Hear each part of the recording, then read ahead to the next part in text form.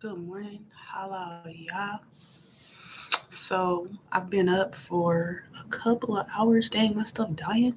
I've been up for a couple of hours doing my one-on-one time with the Most High. That's always first. And now, you know, healing a little bit more about my life. One second, I gotta get my charger.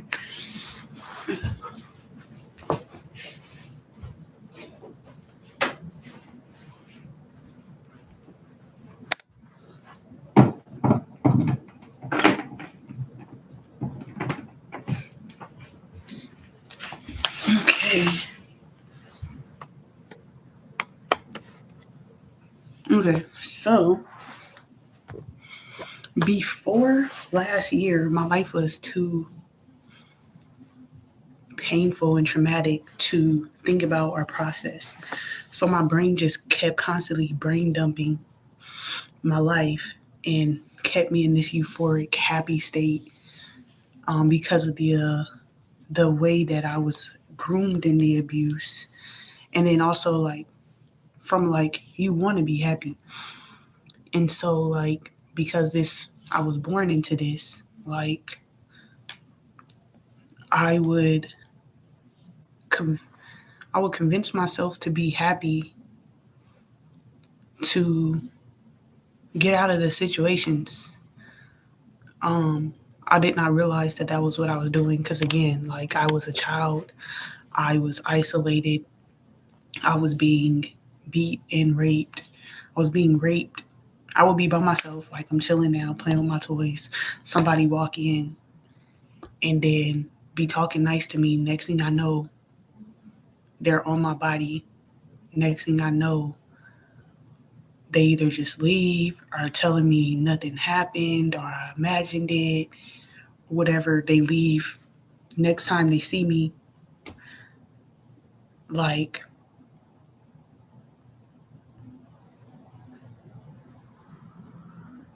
literally every time I open my mouth, everybody beating the fuck out of me because they don't want me to either they don't want me to talk because they're abusing me.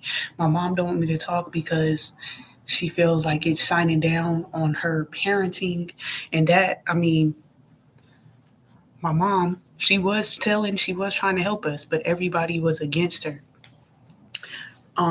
And then they were also threatening to take me from her because then all the blame was being put on her. But CPS, the county was all in on it. Um, so one time, so my granddad was like flexing his power, and he had my mom like looking for housing on her own after he bought my aunt her own land and then sold us to his friend's property, and then my dad kidnapped us and stuff. They took away her rights um, and put us with my aunt who was sexually abusing us. um, when that was discovered, um, we were put out. um, she tried to, I guess, make us do a walk of shame or whatever, and we walked from Harris Library, where we live by the cemetery, to we walked to Moreno Valley College. That was my first time there. And my mom was looking for the courthouse, and we walked down to the courthouse. But they gave her like this list of stuff to do. We were staying, and they put us in a homeless shelter. We had to move from that homeless shelter because my sister and another woman's baby were kidnapped overnight by a homeless male in that facility. Um, but you're not allowed to go out at night, so they were discovered in the morning before anybody could leave. So we didn't go back to that shelter.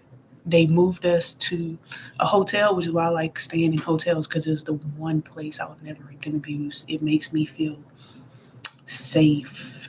It makes me feel safe. As an adult, people definitely be being weird, but still nothing has ever happened to me in a hotel. And what I went through with my last two renting situations, where the last one, where I was being sexually harassed on a daily basis and almost murdered. I do not I do not want to rent right now. I was looking for a place. I was looking for a place like last month, and they told me they had one bedrooms available for for the end of that month, which was October. And I told them I didn't want to move in until November 1st. They told me to fill out the application. They sent me the application. It was for a studio, not even a one. It's supposed to be a 1.5 bedroom or something. It was like a deluxe a 1.5 bedroom because I told them I had children. It was for the application was for a studio, and then it was the date was for September, which means if I filled that application out and submitted it, then they could change everything they say and be like, you owe us back. But no, it's too much fishy shit going on. So like I wasn't feeling it. I was not feeling it. I'm not ready to rent again. Um, but so we were then going back to the time period when I was a child. They had us staying in um I think it's called homestays. I think it's called homestays now. It used to be called something else. It used to be called something else on Paris Boulevard, on Sunnymead in California. They had us staying there, and um, someone, I'm pretty sure it was my uncle, tried to break in with a ski mask. Um, but we didn't open the door, and then somehow, then my uncle appeared, the same one that was raping us, and like that. I don't even know how did he figure out where we was at. But anyway, he was there talking about he fought the guy and made him go away. No, I think he was the guy that was at the door with the ski mask on, and the knife. I'm pretty sure it was him. I'm feeling like, but we end up moving that place because of that. Um, where did we go after that?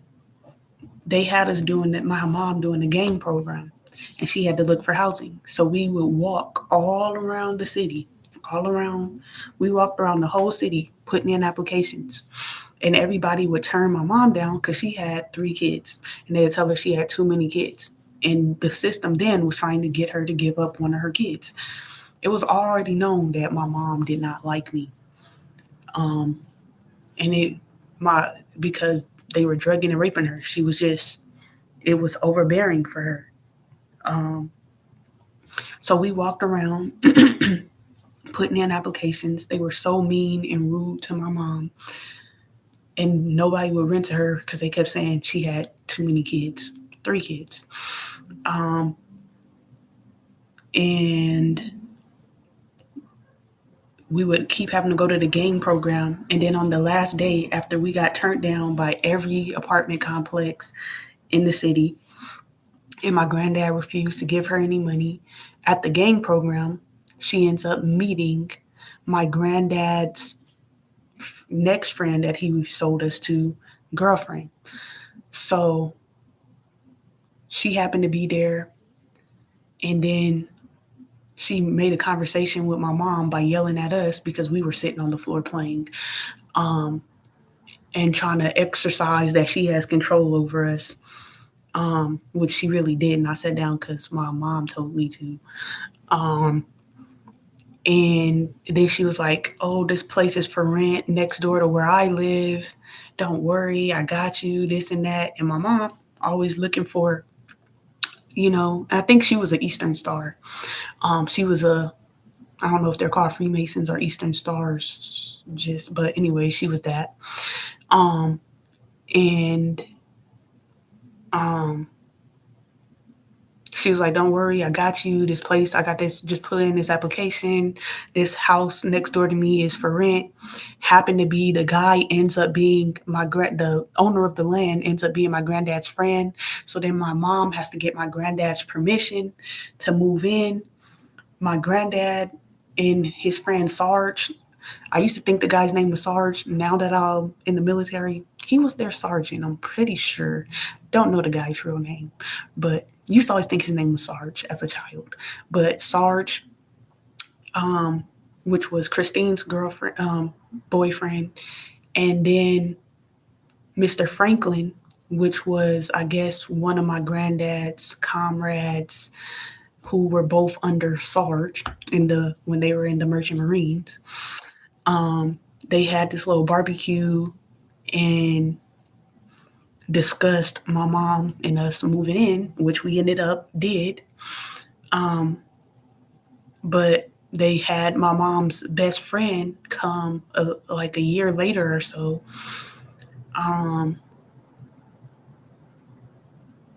All of that was planned. All of that was interconnected and planned.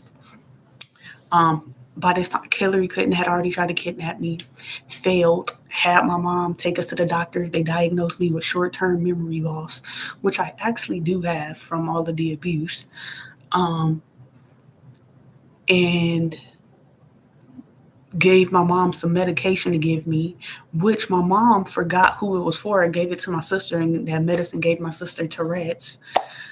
I got bit in my head by a spider twice, and that's why my head be doing that. That's why I don't think it's Tourette's. I think it might be seizures. I have no idea. I got bit in the back of my head, right here, in the back of my neck, on my, what's that called? A sternum? I don't know what that's called. Right there. And then I got bit in my ear by spiders 3 times. So going through a lot in my head with my brain. So that's why my head be twitching. My head did not twitch before that.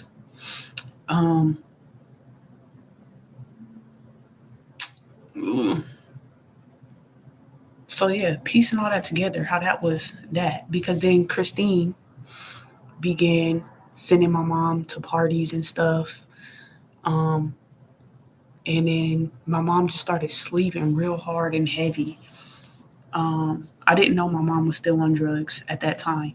I didn't know because my mom did not used to be on drugs. My mom was always up, taking care of us, cleaning. She was starting her own little store. But then her sister and my dad broke in and stole all her stuff. Everybody was just against my mom. My mom was doing all the things she needed to do to be a successful parent. And then they broke her down. And then my mom turned around and did the same thing to me, which is very retarded. And all she sees, like, they did it to me. They did it to me. Well done, bitch. Now you don't have a daughter, because you better treat your other daughters right, because you damn sure don't got me. You were never there for me. Why the fuck would I be there for you? So my life was too painful to process. Christine died, and I thought she was the only person that loved me, but she didn't really love me. Now, Christine tried to get me kidnapped multiple times. I was just like, I was getting abused. So like, I don't know, I convinced myself that I was loved. And so I couldn't pay attention to anything. With Erica in London, it was not painful. It was not painful. So I'm able to remember the things that happened in our relationship. As I look back over our relationship, if it could be called that, our experience, it's not painful to think about. Some parts are confusing, but it's not painful, and that restores and helps build my memory. Because before, I was just running in my mind. I couldn't keep grasp of anything, because everything that happened in my life was extremely traumatic. So my brain would just brain dump things, and I just live in the fantasy of, not really fantasy, because I was reading scripture. So I was just existing in the time period of scripture. And London was making fun of me because when I was talking to London, I still talk like now. It's like London was like London was looking at me all kind of weird. I stopped talking like it's not on purpose because I didn't have conversations with people. So whenever I read a book, I accidentally pick up the dialogue of whatever book that I'm reading. And that's also why I didn't like to talk to people, because people pointed that out to me in high school, and like, it's not on purpose. Nobody's having conversation dialogue with me. I spend all my time reading books and writing, and then when I read a book, I accidentally pick up the dialogue of whatever book that I'm reading.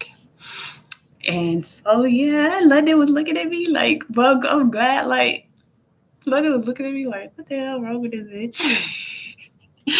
But yeah, I was still definitely talking like, and it's still like, because that's basically how my main language is, because I've been reading scripture all my life. So how I talk is old English. But um I don't know. Um so yeah, that was the point that I wanted to get to today, was how before everything in my life was so traumatic, my brain wouldn't let me think about it. It would cause me to black out or just erase, and like I would just be sitting here like empty mind, empty thoughts, partially wondering who I am, not able to think anything about my life. I have dominant characteristics that no matter every time I lose my memory, they always come back immediately. Those dominant traits, like things that I like to eat, like that. I never forget my favorite foods. Nothing, like my body would just, crave it. When I forget my memory, I used to be drawn to the same place. Every time I lose my memory, I'll go to Moreno Valley College. Um, but not anymore, because I, since I was 7, I used to dream about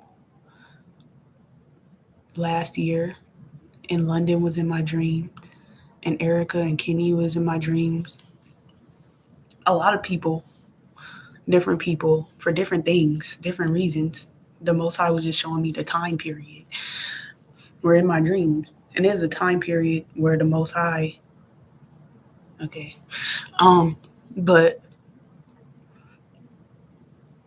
so I can I can think about my life now.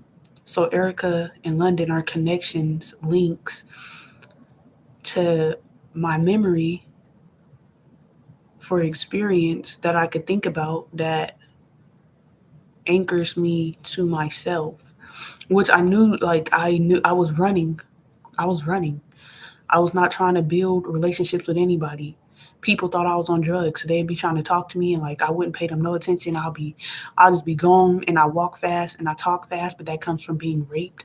People just rape me and then leave. I can't do anything slow, so I'm just here or there. People think that I'm on drugs, but I'm not. Um, and so I felt like if I had a conversation with someone, it was going to disalign me from my destiny. So I wouldn't even really talk to people. And then people would think that I was better than them. It was not that. Like, I don't even know how to communicate and relate to people, because I've been isolated my whole life. And these people are not in my vision. So I don't want to talk to them. And it don't mean that I don't like them. They're just, I'm not trying to be cut off from my destination. And so when I did make it to my destination, like, I did not know London thought that I was crazy. When I'm telling her, like, I'm just telling her everything. And she's like, mm-hmm. And then I'm not noticing until like how she respond later, like her actions, but her words, nope. Her words is like, mm-hmm, like she believed me. Like, but anyways, um, so I knew, I understood that I was not able to communicate a lot, because also I was not really able to communicate. Um, I don't really know how to explain that. But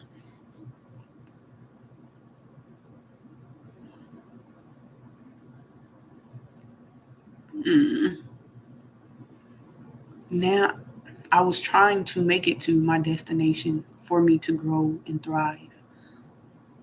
Um, so now